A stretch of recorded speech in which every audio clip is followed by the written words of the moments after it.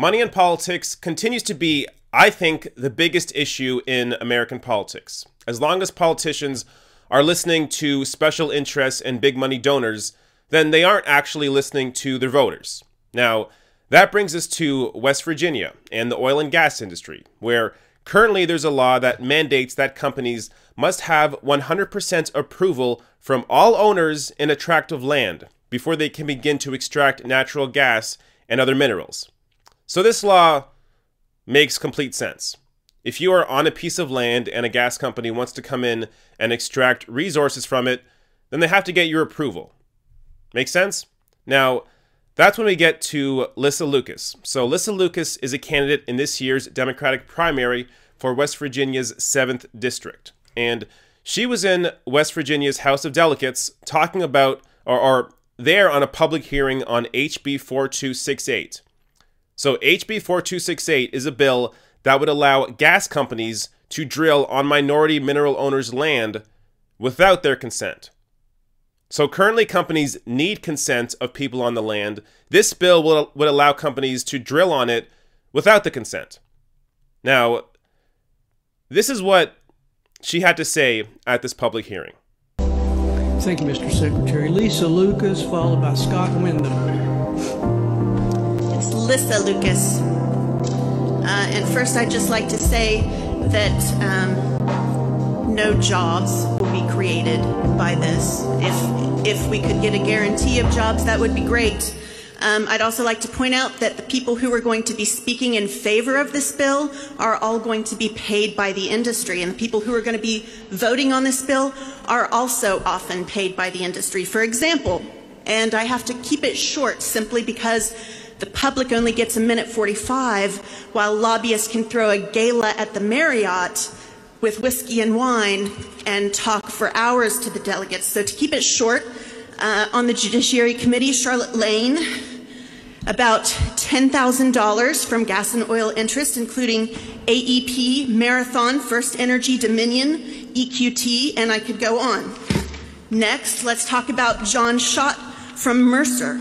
First Energy, $2,000, Appalachian Power, $2,000, Steptoe & Johnson, that's a gas and oil law firm, $2,000, Consol Energy, $1,000, EQT, $1,000, and I could go on. Now let's talk about Jason Harshbarger. Ms. Lucas, we ask no personal comments be made. If you want to talk about personal comments. It is a personal comment, and I'm going to call you out of order if you're talking about individuals on the committee. So if you would just address the bill. If not, I'll ask you to please step down.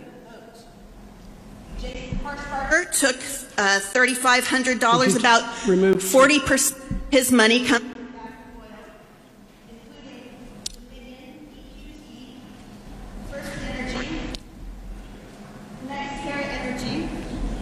I want to finish. Drag me off. People deserve someone who are going to fight for people and not corporations. And if you think it's a personal tax commission public information, I'm very sorry that this is what the state is coming for you. Come on, Andy Secretary. The next speaker would be... Now, I know what you're thinking. Why was there music at the beginning of that video? I don't know. But let's get to the important part. Can you believe... So, Lissa Lucas there, who's brave enough to go out there and expose these politicians who are taking these oil and gas donations and then voting for this legislation. She's brave enough to go out there and speak about this, but then she's called on it because she can't make personal comments. How are those comments personal? These are public records of donations, and even if they weren't public records and they somehow got leaked, then yes, they should be talked about, because money influences politicians. When you have oil and gas companies giving money directly to politicians for their campaigns, how can you not acknowledge that that affects how you vote? It obviously does, whether you even consciously are aware of it or not. You are aware of who is giving you money, and that is going to affect when or how you vote, because you want that money to continue rolling in. So, I mean, this This is a free speech issue. She's out there talking about how these politicians are taking this money and voting a certain way, yet she's pulled out. Isn't this... shouldn't all the free speech advocates be on this? You know the people. People like Dave Rubin. People like Ben Shapiro. Jordan Peterson. Why aren't these people talking about this lady being dragged out of the State House when trying to expose these politicians for taking this money? They're not talking about it. I'd say maybe it's because they get some of that money. But I'm just saying, I don't know. Look into it. Now, something I love about what she said here is this quote here. I have to keep this short because the public only gets a minute and 45 seconds, while lobbyists can throw a gala at the Marriott with whiskey and wine and talk for hours to the delegates. And she's not just making, she's not just making this scenario up. This is real. This actually happened. So Lucas was referring to the whiskey, wine, and policy winter legislative reception at the Charleston Marriott Hotel on February 7th, sponsored by the Shale Energy Alliance. So these politicians were invited and are going, or went already, since February 7th was last week. They went to this Shale Energy Alliance to drink whiskey and wine with the very lobbyists that are pushing them to vote on this bill. Again, this is a money in politics issue. This is a free speech issue. You have to be aware how influential these corporations are on your politicians. And you can see it's not just at the national level. It's also at the local and state levels. They give money so that these politicians will vote with them and will continue to vote in their best interest, because these corporations want to continue being able to make as much money as possible, because that is the whole point of these corporations, to make money, to make more and more money. That's why you need protections in place to be able to limit their ability to make that money. Otherwise, they'll just rape the land, get as much money as they possibly can, even without the approval of you who are on the land, because they want to be able to take the oil and gas or the minerals in that land that you happen to live or work on. But it doesn't matter because it's in their best interest. When corporations want to do it, it's okay because they bought off the politicians that allowed them to do it.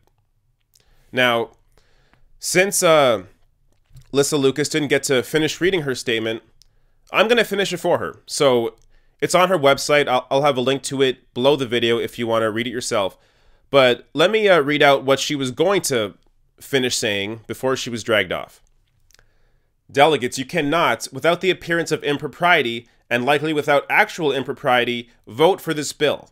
For those watching online or in the gallery, if your delegate votes to give away your rights to their corporate donors, you should get behind a candidate who will work for you, rather than someone who is getting paid to hand over your property rights to corporations. Save for Del Harshberger, there are Republicans challenging them in the primary, and a Democrat who will challenge the winner. So, in most cases, there's someone, no matter your political persuasion.